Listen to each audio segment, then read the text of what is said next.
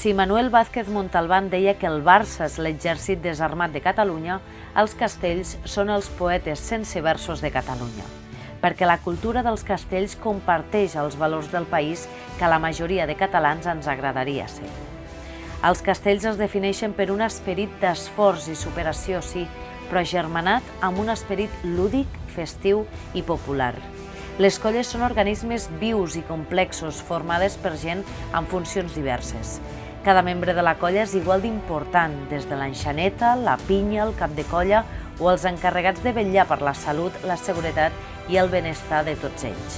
Mentre formis part de la colla, sempre hi haurà algú que tindrà cura de tu.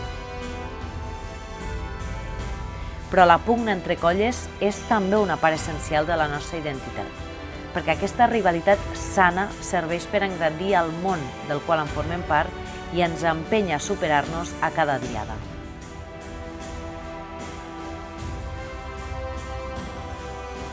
Per tant, l'orgull casteller és un i molts a la vegada.